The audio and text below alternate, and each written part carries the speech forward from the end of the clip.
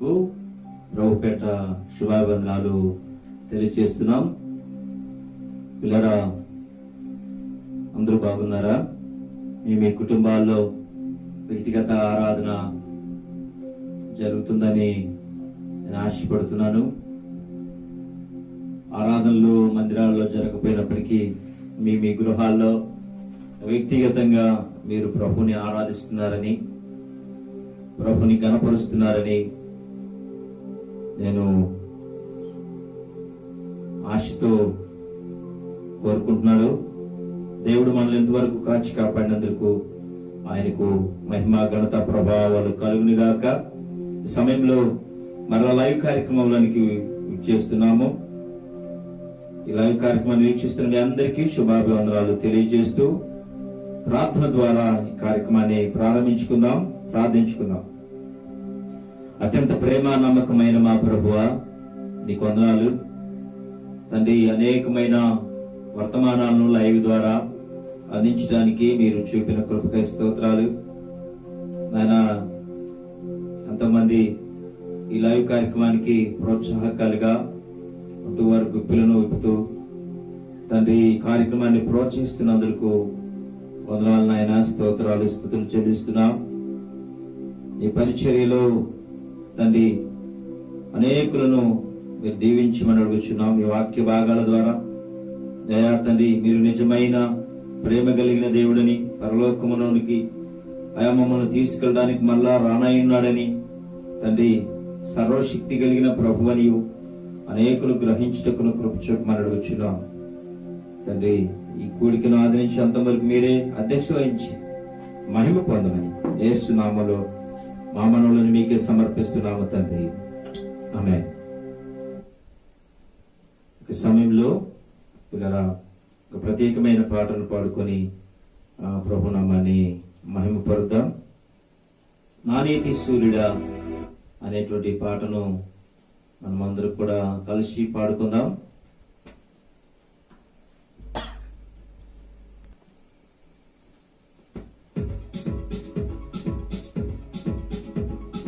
నా నీతి సూర్యుడా భువినేలు యేసయ్యా, నా నీతి సూర్యుడా భువినేలు యేసయ్యా, సరిపోల్చలేను నీతో కనులైన వారిని, రాజులకే మహారాజు కృప చూపే దేవుడవు, నడిపించే నజరేయుడా, కాపాడే కాపరివి, నా నీతి సూర్యుడా భువినేలు యేసయ్యా, సరిపోల్చలేను నీతో గనులైన వారిని. స్తోత్రం. అందరూ కూడా చెప్పలు కొట్టి ప్రభు నామాన్ని మహిమపడదాం.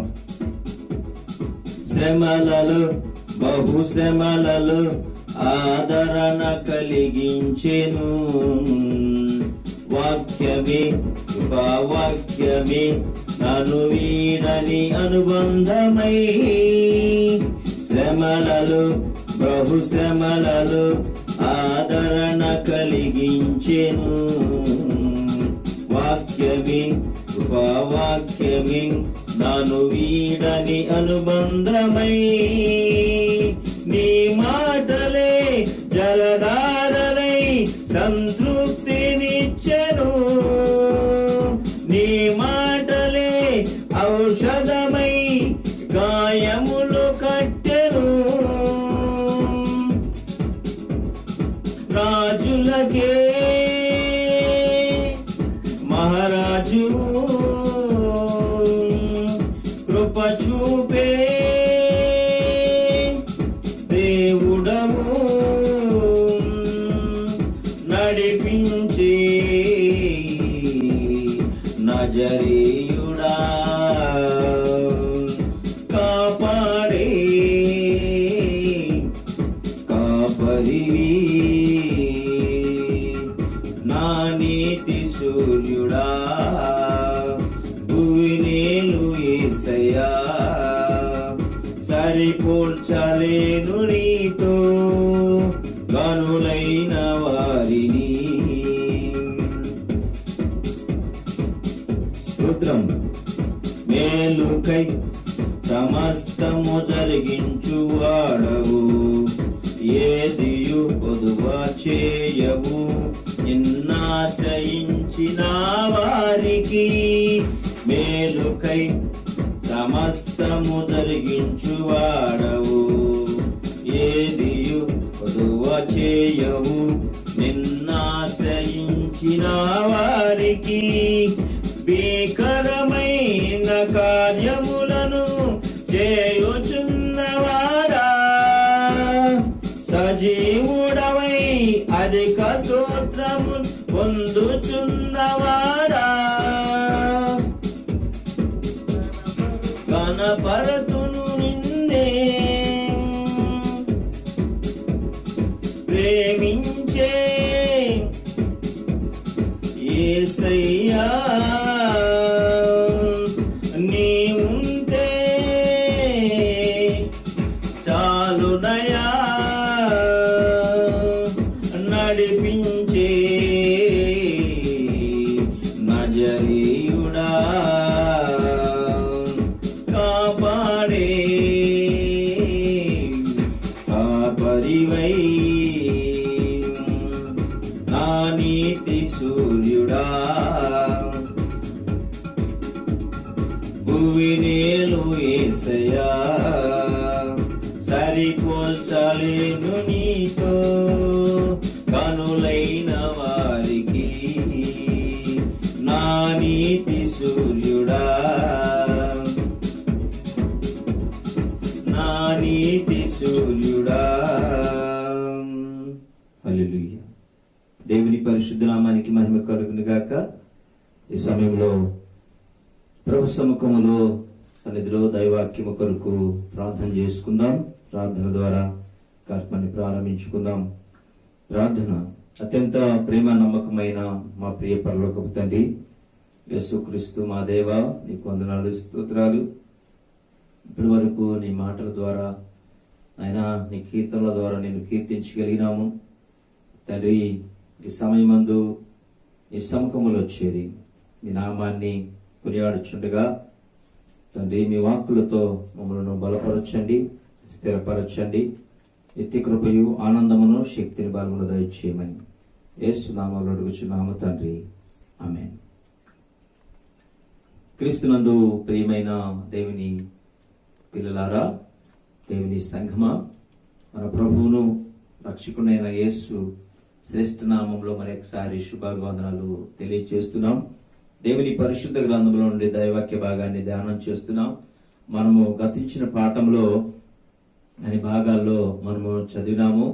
అపవిత్రమైన సంబంధాలతో జీవించే మనుషులు ఎలాగా ఉంటారు, సాతానుడు ఎలాగా దేవుని సమాజ ప్రజలను మరి పాడు చేయాలని ఎలాగా పన్నాగాలు పన్నుతున్నాడు అనే విషయాల గురించి మనం చదువుతున్నాము. ఇందాక మనం చదువుకున్న పాఠాల్లో పూర్వకాల పాఠంలో మనము చదివిన పాటలో గాఢ నిద్ర కలిగిన ఆత్మను ఎలాగ సాతానుడు కలుగ చేస్తాడు, ప్రార్థనా జీవితం లేకుండా ఎలాగ చేస్తాడు, ఆధ్యాత్మిక పతనాన్ని ఎలాగ కలుగ చేస్తాడు అనే విషయాన్ని మనము చదువుకున్నాం. అదే రీతిగా ఈరోజు పాఠంలో మనము చదువుకున్నట్టయితే అపవిత్ర ఆత్మ, అన్క్లీన్ స్పిరిట్ అంటే అపవిత్ర ఆత్మ ఏమి చేస్తుంది, అపవిత్ర ఆత్మ పట్టిన మనుషులు, అపవిత్ర ఆత్మ సంబంధమైన మనుషులు ఎలాగ ప్రవర్తిస్తారు, అపవిత్ర ఆత్మ సంబంధంతో జీవించే వ్యక్తులు ఎలాంటి లక్షణాలు కలిగిన వారుగా ఉంటూ ఉంటారు. ఈ లక్షణాల గురించి సాతానుడు మరి అనేకమైన దేవుని ప్రజలను అనేకంగా చీకటిలోనికి నెట్టివేయటము, పైకి భక్తి కలిగే వారి వలె జీవించే మనుషులుగా చేయడము, అండి తర్వాత వారి జీవితాల్లో అనేకమైన అనుభవాలు, సినిమాలకు, సీరియల్స్ కు, అనేక చీకటి సంబంధమైన పనులకు, జారత్వానికి, మరియు మద్యపానానికి, మరియు జోదానికి, రకరకాలైన పన్నాగాలకు మరి ఎలాగా పతనమైపోతారో ఈ పతనాన్ని గురించి మనము ఈరోజు పాఠంలో తెలుసుకోబోతున్నాం. అపవిత్రాత్మ ఏం చేస్తుంది? అపవిత్రాత్మ అంటే శరీరాన్ని, అపవిత్రాత్మ పట్టినవాడు తన శరీరాన్ని తాను గాయపరుచుకుంటాడు. తను పాడైపోతున్నాడు అనే సంగతి తనకు అర్థం కాదు. అపవిత్రాత్మ పట్టినవాడు కంట్రోల్ తప్పిపోతాడు. అపవిత్రాత్మ పట్టిన వాడి లక్షణాల్లో మనం చూస్తే వాడికి ఎన్ని మాటలు చెప్పినా వాడి స్వభావాన్ని అనుసరించే ప్రవర్తిస్తారు. వారు ఎన్ని మంచి మాటలు చెప్పినప్పటికీ వాళ్ళు బంధకాలను తెంచుకొని మరీ వెళ్ళిపోతారు. అంత మాత్రమే కాదు, వాళ్ళు ఎలాగ జీవిస్తారంటే సరైన బట్ట కట్టుకోలేరు, సరైన వస్త్రాలను కప్పుకునే పరిస్థితి ఉండదు వాళ్ళకి. శరీరాన్ని, తన యొక్క ఆరోగ్యం పాడైపోతుంది అనే సంగతి కూడా వారికి అర్థం కాదు. వారు ఇల్లు ఒక నరకంగా భావిస్తారు. ఇంటిలో సంతోషంగా బ్రతకాలని ఇష్టపడరు. ఎక్కడో చీకటి ప్రదేశాల్లో, జారత్వం కలిగిన ప్రదేశాల్లో, దేవుడు నివాసం లేని స్థలాల్లోకి వెళ్ళి వారు ఆనందం దక్కుద్ది అని చెప్పేసి వేలకు వేల రూపాయలు ఖర్చు చేసుకొని సంతోషాన్ని కొని తెచ్చుకుంటారు. ఆ సంతోషం ఎంతవరకు అని అంటే, వారి జీవితంలో ఆ సంతోషం ఎంతవరకు ఉంటదంటే, ఆ డబ్బు ఉన్నంత వరకే. ఆ డబ్బు, ఆ మత్తు దిగిపోయిన తర్వాత ఆ సంతోషము, ఆనందము నిరర్ధకం అయిపోద్ది. ఆ విషయాల గురించి మనం ధ్యానం చేద్దాం. మార్కు సువార్త 5వ అధ్యాయ భాగంలో అపవిత్రాత్మ పట్టినవాడు ఎలాగా ప్రవర్తించినాడో అనే విషయాల గురించి మనము ధ్యానం చేద్దాం. 5వ అధ్యాయంలో 2వ వచనంలో, గెరాసీన దేశంలో ఏం జరిగిందంటే, ఆయన ధోని దిగగానే అపవిత్రాత్మ పట్టినవాడు ఒకడు సమాధుల నుండి వచ్చి ఆయనకెదురుగా పడిను. వాడు సమాధుల్లో వాసము చేసేవాడు. సంఖ్యలతోనైనను ఎవడు వాడిని బంధించలేకపోయాడు. పలుమార్లు వాని కాళ్లకు, చేతులకు సంఖ్యలు వేసి బంధించినను వాడు ఆ చేతి సంఖ్యలను తెంపి, కాళ్లను ఆ సంఖ్యలను తెంపి వేసుకుని తుత్తినీరుగా చేసిన కనుక వాడిని ఎవరు సాధుపరచలేకపోయారు. వాడు ఎవడను సాధుపరచలేకపోయారట. అంటే ఈ జీవితంలో మనం చూస్తే మొట్టమొదటి లక్షణాన్ని మనం చూస్తే, వాడు సమాధుల్లో ఉంటాడు. ఆ సమాధుల్లో ఉంటూ ఏం చేస్తున్నాడంట? కేకలు వేస్తున్నాడు వాడు. ఆ తర్వాత ఇంకేం చేస్తున్నాడంటే, వానికి మంచి మాటలు ఎన్ని చెప్పి బంధించి, గొలుసులతో బంధించి కట్టివేసినా గాని ఆ మాటలన్నీ తుత్తినీరుగా చేసుకొని పోతున్నాడు. తన జీవితంలో ఆడు బాగుపడాలని అనేకమైన ప్రయత్నాలు చేసినప్పటికీ వాడు కొండల్లో కేకలు వేసు సమాధుల్లో బ్రతుకుతున్నాడంట. అందుకే ప్రియమైన వాళ్ళరా, ఈనాడు అపవిత్రాత్మ పట్టిన మనుషులు చాలా మంది సమాజంలో పెద్ద మనుషులుగా చలామణి అవుతుంటారు. చాలా మంది పెద్దవారంగా, జెంటిల్ మ్యాన్ గా ఉన్నామని అనుకుంటారు. కానీ వాళ్ళకి అపవిత్రాత్మ పట్టిన వాళ్ళు, దయ్యం పట్టిన వాళ్ళు కేకలేస్తారు. కానీ మిగతా వాళ్ళు కేకలు వేరు, మేము మంచి వాళ్ళము, మేము జ్ఞానవంతులము అనుకుంటారు. వాస్తవానికి ప్రియమైన దేవుని పిల్లారా, మనం గుర్తించాల్సిందంటే, కేకలేసే అనుభవం ఎవరిదంటే దురాత్మ సంబంధమైన అపవిత్రాత్మ పట్టిన మనుషులు కేకలేసేది. అపవిత్రాత్మమైన కేకలు వేసే అనుభవాలు, వస్తువులను, గృహాలలో ఉన్నటువంటి అనేకమైన విషయాల్లో చంద్రవందర చేసే పరిస్థితి ఏంటి అని అంటే, దురాత్మ లక్షణం ఏంటంటే, అపవిత్రాత్మ పోగొట్టుకోవాలంటే నాశనం చేస్తే గానీ అది పోదు. అందుకే అపవిత్రాత్మ పట్టిన మనుషులు ఎలాగ ప్రవర్తిస్తారు అని అంటే, వాళ్ళు అనుకుంటారు సాధారణంగా మేము మంచివారమేనని. కానీ పిల్లల వాళ్ళు కేకలు వేసాను. ఎందుకు కేకలు వేస్తున్నారో వాళ్ళకి అర్థం కాదు. ఎందుకు అలాగ ప్రవర్తిస్తున్నారో వాళ్ళకి అర్థం కాదు. ఎవరైనా చెప్పినా వినరు. సాధారణంగా వాడిని కట్టివేసినా అండి, పెద్దవాళ్ళు అంటారు కదా, ఎవరినైనా ఈడేంటిరా బాబు ఊరుకూరికనే అదిరిపాటు పడుతున్నాడు, ఇన్ని గోతంలో కుట్టేసేయాలన్నా కానీ వాడు గోతంలో కుట్టేసినా ఊరుకోడు, పైకి లేచి వస్తూ ఉంటాడు.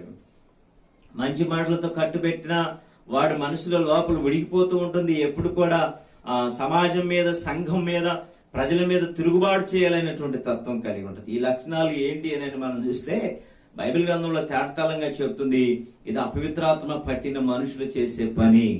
అయితే పిల్లరా, మనము దేవుని ఆత్మ కలిగిన పిల్లలము, దేవుని స్వరూపం ఉన్నటువంటి మనుషులము, దేవుని చేత అభిషేకించబడిన పిల్లలము దేవుని స్వరూపంలో ఉన్నవాడు కేకలు వేయకూడదు. దేవుని స్వరూపంలో ఉన్నవాడు గాయపరచుకోడు తన శరీరాన్ని. ఈనాడు సమాజంలో అనేక మంది మద్యపానం ద్వారా, మత్తు పదార్థాల ద్వారా శరీరాన్ని గాయపరుచుకుంటున్నారు. అతి చిన్న వయసులోని మరణాలకు దగ్గర అవుతున్నారు. కాలము రాకముందుగానే మృతి పొందే పరిస్థితి వస్తుంది. శారీరకంగా, లైంగికంగా అనేకమైన అక్రమ సంబంధాలు కలిగిన వ్యక్తులుగా ఉంటున్నారు. పైకి భక్తి కలిగిన మనుషుల్లాగానే ఉంటున్నారు, కానీ తన యొక్క లోపల జీవితంలో ఏం జరుగుతుందో కూడా తెలియని పరిస్థితి, పతనానికి గురి అయిపోయే పరిస్థితి. ఈరోజు ప్రపంచంలో చాలా వేగంగా పాపం విస్తరిస్తుంది. పాపము విస్తరించడానికి కారణం ఏంటంటే ఈ అపవిత్రాత్మ సంబంధమైన కార్యాలు చేయడానికి ఇలా ప్రతిన పూనుకున్నటువంటి పరిస్థితిని మనము చూస్తాము. పిల్లరా, వీడు ఏమేమి చెప్తున్నాడు ఈ గ్రంథంలో మనం చూస్తే, వాణ్ణి ఎవడు సాధు చేయలేకపోయాడట. దురాత్మ పట్టిన వాడిని, అపవిత్రాత్మ పట్టిన మనుషుల్ని ఎవడు బాగు చేయాలో, నాశనం అవ్వాలనుకున్న వ్యక్తుల్ని ఎవడు బాగు చేయలేడు. తన జీవితం పాడు చేసుకునే పరిస్థితి వచ్చిందని అంటే ప్రియమైన వాళ్ళు అందుకే నాశనాన్ని కొని తెచ్చుకుంటున్నారు. నాశనాన్ని క్లబ్బుల్లోకి, పబ్బుల్లోకి వెళ్ళి ఈనాడు అనేక మంది యవన బిడ్డలు మత్తు పదార్థాలకు లోనైపోవటము, అండ్ హెరాయిన్, కొకైన్ అయినటువంటి ఆ ప్రాంత డ్రగ్స్ కు బానిసలైపోవడము. మనం టీవీలో చూసాం, ఎఫిడ్రిన్ అనేటువంటి మత్తు పదార్థాలకి లోనైపోవడము, ఇంజెక్ట్ చేసుకోవడము. అది లేకపోతే తల్లిదండ్రులు పుస్తలు అమ్ముకోవడము, తల్లిదండ్రులు దొంగతనాలు చేయడము, పెద్ద పెద్ద స్థాయిలో మర్డర్లు చేయడము. ఏం చేస్తున్నారో వాళ్ళ స్థితిని వాళ్ళు గుర్తెరగలేని పరిస్థితి. అందుకే ప్రియమైన వాళ్ళు, ఇలాంటి మనుషుల కొరకు ప్రభువారు ఇలాంటి మనుషుల కోసం యేసు ప్రభువారు పరలోకం నుండి భూలోకంలోనికి వచ్చాడు. ఇలాంటి మనుషుల్ని బాగు చేయట కొరకే, నశించిన దానిని వెదికి రక్షించట కొరకే యేసయ్య ఈ లోకానికి వచ్చాడు. అందుకే ప్రియ దేవుని పిల్లలారా, ఒకవేళ మత్తు పదార్థాలకు బానిస అయిపోయామో, తల్లిదండ్రుల మాటలు వినక పెడచెవిని పెట్టేసి బానిస అయిపోయామేమో, ఒకవేళ నీ చదువులో వ్యక్తిగతంగా నువ్వు రాణించలేక, జ్ఞాపకం ఉంచుకోలేక, అనేక విషయాల్లో రాణింపు అనుభవాల్లో లేక, ఒకవేళ మరి వెనుకబడతానం కలిగిన వాడికి ఉన్నావేమో, ఒకవేళ ప్రభువారు హెచ్చరిక చేస్తున్నాడు. ఇలాంటి వారిని బాగు చేయడం కూడా అరణ్యంలో కేకలేస్తున్నాడట. వాడిని ఎవడుని వాడి చేతి కాళ్ళ సంఖ్యలను తుత్తినీరుగా చేసుకున్నాడట. ప్రభువారు దగ్గరికి వచ్చాడు, అన్నాడు, సర్వోన్నతులైన దేవుని కుమారుడా, నాతో నీకేం పని అయ్యా అని అన్నాడు. నాతో నీకేం పని? ఈరోజు సమాజంలో కూడా చాలా మంది పెద్దవారు మంచి మాటలు చెప్తే నాతో నీకేం పని అయ్యా, నాతో నీకేం పని, నన్ను ఇసికించుకో, నన్ను బాధించుకో అని మాట్లాడుతున్నారు. ప్రియ యవనస్తులారా, ఈ లైవ్ కార్యక్రమాన్ని వీక్షిస్తున్న ప్రియ స్నేహితులారా, ప్రియ తల్లిదండ్రులారా, దేవుడు మనకు తల్లిదండ్రుల్ని ఒక సంపదగా ఇచ్చాడు. దేవుడు మనకు పెద్దలను ఒక మాదిరిగా దేవుడు మనకు అనుగ్రహించాడు. కాబట్టి మాదిరిగా అనుగ్రహించిన దేవుని వారు మనకు ముందుగా పుట్టినటువంటి వారు, ముందు తరం వారి జీవితాన్ని అనుభవించి, వారి జీవితంలో నష్టాలను భరించి, ఆ నష్టాల వల్ల కలిగే ఫలితాలను ఆశించి చూసిన వారు కనుక వారు కొన్ని మంచి సలహాలు చెప్పినప్పుడు ఆ మంచి సలహాలను మనం తప్పకుండా వినాలి, తప్పక గ్రహించాలి, తప్పక లోబడాలి అని ప్రభు చెప్తున్నాడు. తల్లిదండ్రులకు మీరు విధేయులైనండి, తల్లిదండ్రులు చెప్పిన మాట వినడం నేర్చుకోండి. పిల్లలారా, మీ తల్లిదండ్రులకు విధేయులైనటువంటి ధర్మం దేవుడు చెప్తున్న మాట అది.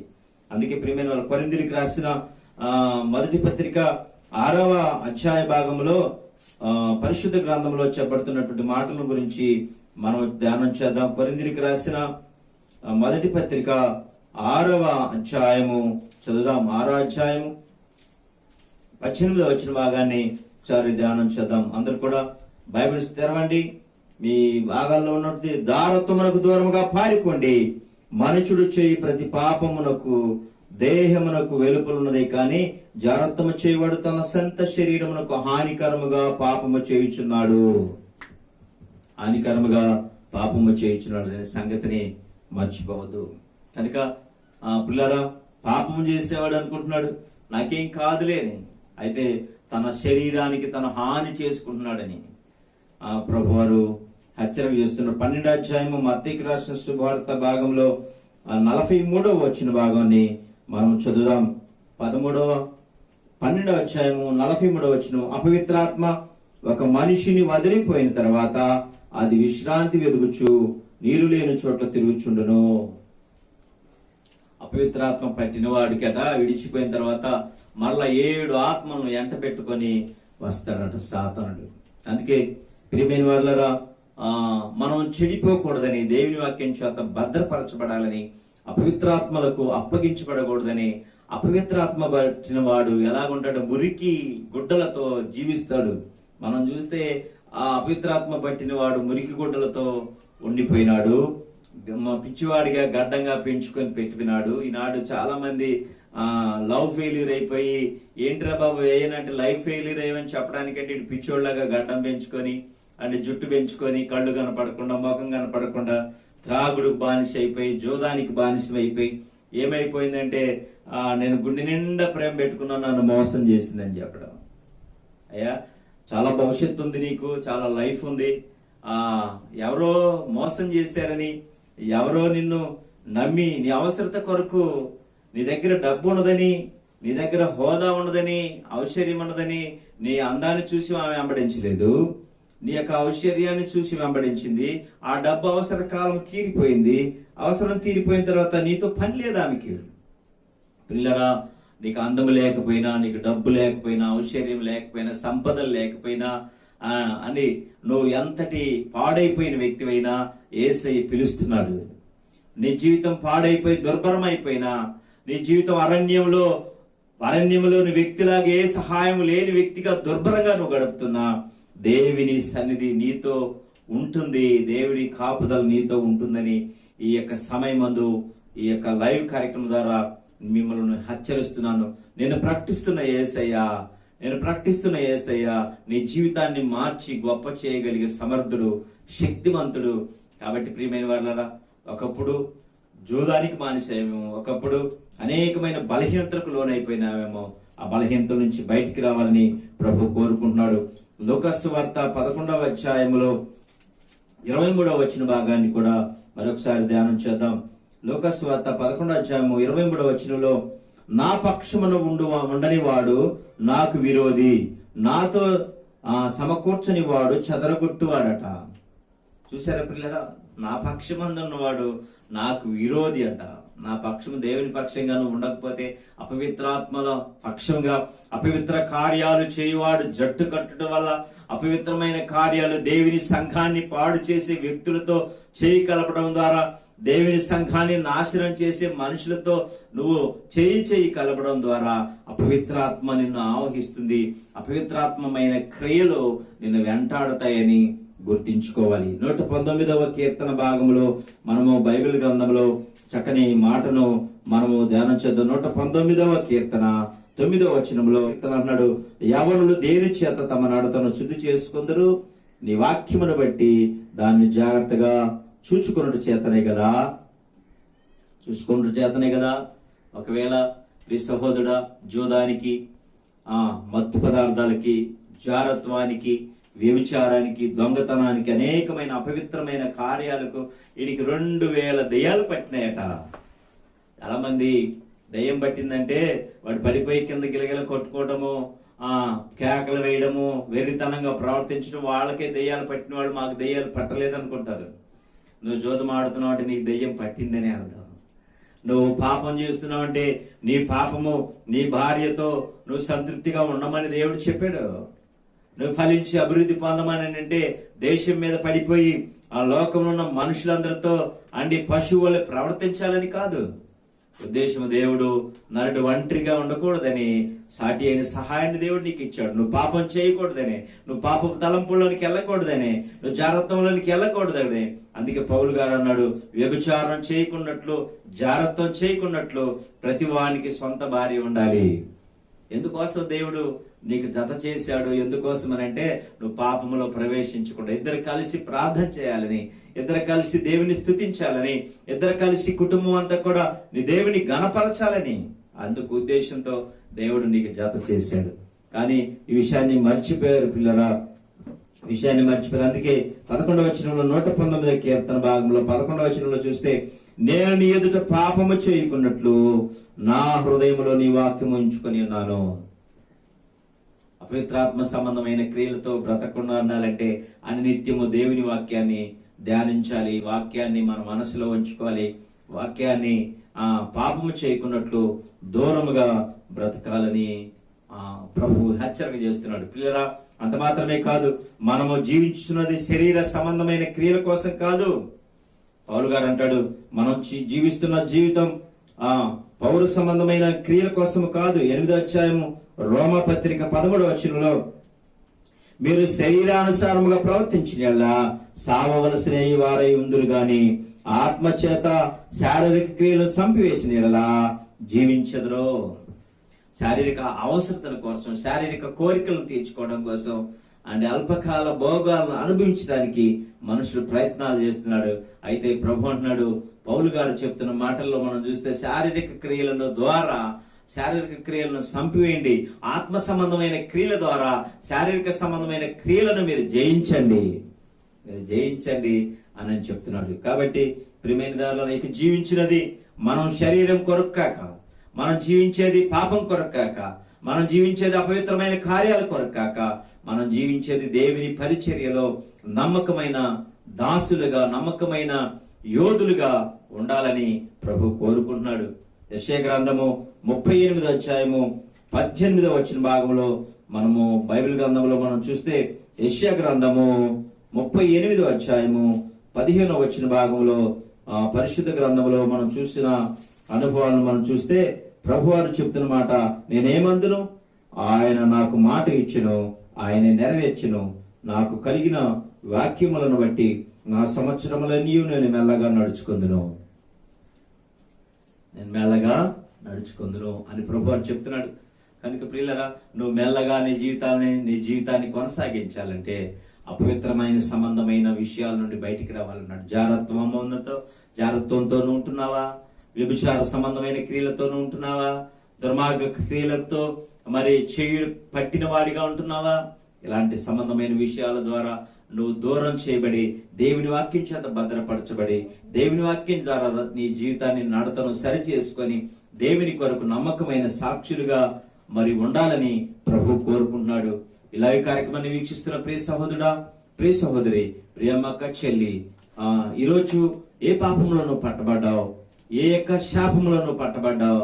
ఒకవేళ తల్లిదండ్రుల మీద కేకలు వేస్తున్నావా? నీ అన్నదమ్ముల మీద కేకలు వేస్తున్నావా? నీ భార్య మీద కేకలు వేస్తున్నావా?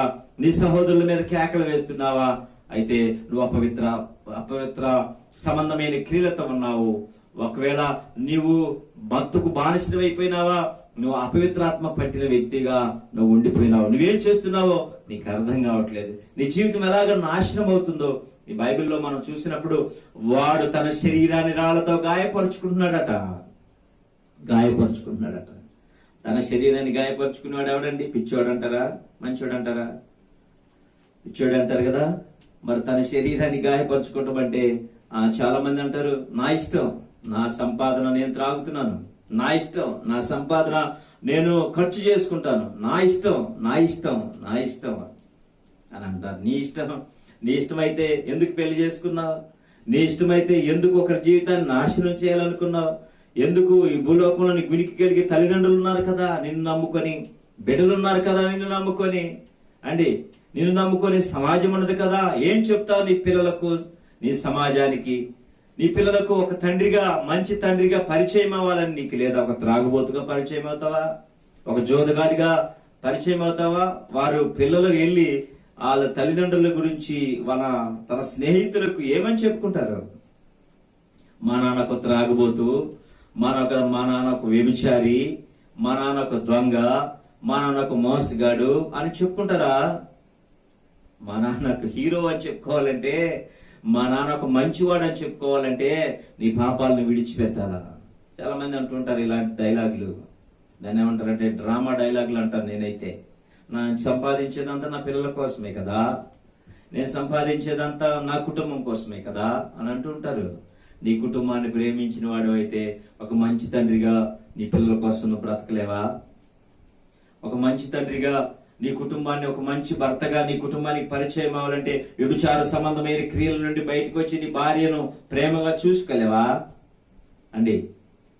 ఇలాంటి పనులు చేయకుండా పైకి భక్తి గలవాడు వలె ఉండి దేవుని శక్తిని ఆశ్రయించిన వాడి వల్లే ఉండబాకు సహోదరుడు, మోసపోతావు. సహోదరి, మోసపోతావు. నీ మోసాలన్నీ బట్టబయలు చేసే రోజు ఒక రోజు ఉంది. నువ్వు ఆ మోసాలతో, అపవిత్రమైన తలంపులతో నువ్వు మరణిస్తే నరకానికి పాత్రుడు అవుతావు. ఆ నిత్య నరకానికి బానిసైపోతావు. ఆ నిత్య నరకంలో అనేక దినాలు నువ్వు వేతన పడతావు. కాబట్టి దేవుడు మిమ్మల్ని అంతకన్నా ప్రేమించి ఇంతవరకు నువ్వు సురక్షితంగా ఉన్నావు. నువ్వెన్ని చేస్తున్నప్పటికీ దేవుడు మౌనమై ఉన్నాడు. నువ్వెన్ని పనులు చేస్తున్నానో మౌనమై ఉన్నాడు. ప్రియ సహోదరుడా, నీ జీవితాన్ని ప్రభుకు అప్పగిస్తావా? తల్లి, అమ్మక్క, చెల్లి, ఆ దేవికి అప్పగించి, ప్రభువా నేను పాపినయ్యా, నన్ను క్షమించి ప్రభు అని నువ్వు ప్రార్థన చేయగలవా? ఈ కొరకు నేను ప్రార్థన చేస్తాను. ఈ సమయం మందు ఈ లైవ్ లో ఏకీభవిస్తున్నటువంటి నీవు, ఈ లైవ్ లో వీక్షిస్తున్నటువంటి సహోదరుడా, సహోదరి, మీ అందరి కొరకు నేను ప్రార్థన చేస్తాను. దయచేసి మోకరిల్లండి. దయచేసి మోకరించగలిగిన వారు మోకరించండి. తలలు వంచగలిగిన వారు తలలు వంచండి. ఆయా ప్రయాణాల్లో ఉన్నవారు, ఆయా ప్రాంతాలలో ఉన్నవారు, ఈ లైవ్ లో వీక్షిస్తున్నటువంటి మీ అందరికీ దేవుని కృప, దేవుని కాపుదల మీ కుటుంబానికి ఉండాలి. ఆ సహోదరుడా, మీ కుటుంబము చిందరవందర కాకూడదని ప్రభు కోరుకుంటున్నాడు. నువ్వు గాయపరచబడకూడదు, నువ్వు నలిగిపోకూడదు, అనారోగ్య పాలవకూడదు. నీ కుటుంబం క్షేమంగా ఉండాలంటే, నీ కుటుంబం ఆశీర్వదించబడాలంటే నీ బిడ్డలకు మంచి తండ్రిగా నువ్వు పరిచయం అవ్వు. నీ బిడ్డలకు మంచి తల్లిగా నువ్వు పరిచయం అవ్వు.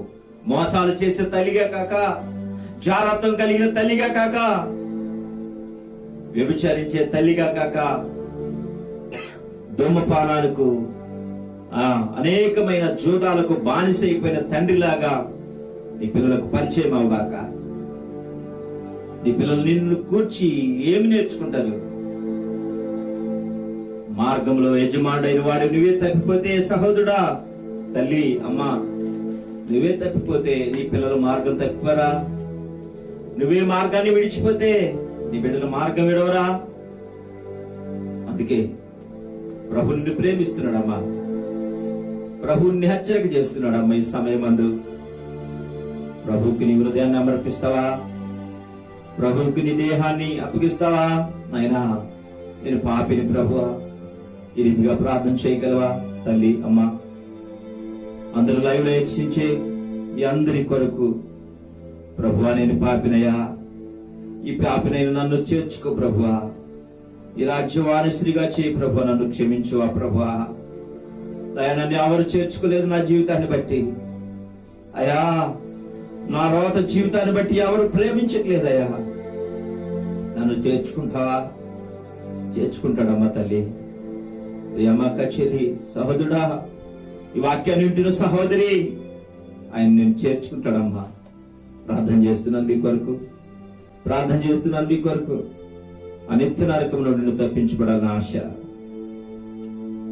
మహాగణమైన మా తండ్రి, ప్రేమగల దేవ, ఈ లైవ్ లో ఎంతమంది వీక్షించి మరి పాపాలు ఒప్పుకోవడానికి ఇష్టపడ్డారో, నాయన క్షమాపణ పొందడానికి ఇష్టపడ్డారో, భార్యాభర్తల మధ్య అన్యుని సహవాసం లేక విడిపోయిన బిడ్డల కొరకు, ఆయా ప్రేమ లేక అన్నదమ్ముల మధ్య కుమ్ములాటలతో ఎంతమంది విడిపోయినారో బిడ్డలను సమాధానపరచండి. ఈ క్షణమంది యేసు నామములో వాళ్ళందరూ సమాధానపరచబడును గాక. ఆయా తండ్రి, రుగ్మతలను కలిగిన వారు, వ్యాధి బాధలు కలిగిన వారు, ఆర్థిక ఇబ్బందులు కలిగిన వారు, ప్రతి ఒక్కరును విడుదల కలుగుటకును కృప చూపి నడిపించమని ఈ లైవ్ లో వీక్షిస్తున్న ప్రతి కుటుంబాలను దీవించి నిత్య కృపానందమును, శక్తిని, బలమును దయచేయమని యేసు నామములో మా మనవులని నీకే సమర్పిస్తున్నాము తండ్రి. ఆమేన్, ఆమేన్. మన పరమ తండ్రి అయిన దేవుని ప్రేమ, కుమారుడైన యేసుక్రీస్తు కృప, పరిశుద్ధాత్మిక అన్య సహవాసం, సన్నిధియు సదాకాలము తోడైండి నడిపించును గాక. ఆమేన్. అందరికీ వందనాలు. ఇలా ఈ లైవ్ కార్యక్రమాన్ని వీక్షించిన మీ అందరికీ శుభాభివందనాలు తెలియజేస్తున్నాం. ఈ లైవ్ కార్యక్రమంలో మరి తెలియని వారికి పరిచయం చేయండి. ఈ లైవ్ కార్యక్రమాన్ని మరి ఫేస్బుక్ లోను, యూట్యూబ్ లోను మరి టెలికాస్ట్ చేస్తున్నాం. కాబట్టి లైవ్ కార్యక్రమాన్ని అనేకులకు సబ్స్క్రైబ్ చేయండి. తెలియని వారు అనేక మంది వాక్యాలు విని మారు మనసు పొందలాగిన మీ వ్యక్తిగత ప్రార్థనలో జ్ఞాపకం చేసుకోమని మనం చేస్తున్నాం. ప్రియ సంఘస్థులారా, మీరు కూడా వ్యక్తిగతంగా మీ కుటుంబాల్లో మరి ఆరాధనలు జరుపుకోవాల్సిందిగా మనం చేస్తున్నాం. అందుకొరకే మీకు ఈ లైవ్ ద్వారా ఈ కార్యక్రమాన్ని మరి ఏర్పాటు చేశాము. మీ వ్యక్తిగత ప్రార్థనలో ఈ పరిచర్య కొరకు ప్రార్థన చేయవలసిందిగా మనం చేస్తున్నాం. అనేకులు ఆశీర్వదించబడలాగన, దీవించబడలాగన ప్రార్థన చేయండి. జీవన్ ఖమ్మంపాటి అని మీరు ఫేస్బుక్ లోను, యూట్యూబ్ లోను మీరు సైట్ ఓపెన్ చేస్తే మీకు అనేకమైన వర్తమానాలు మీకు కనిపిస్తాయి. కాబట్టి దయచేసి వీక్షించండి, ఆనందించండి, ఆశీర్వదించబడండి. మా కొరకు, పరిచర్య కొరకు మీ వ్యక్తిగత ప్రార్థనలో జ్ఞాపకం చేయవలసిందిగా ప్రభు పేట మనం చేస్తున్నాం. మీ అందరికీ శుభాభివందనాలు తెలియజేస్తున్నాం.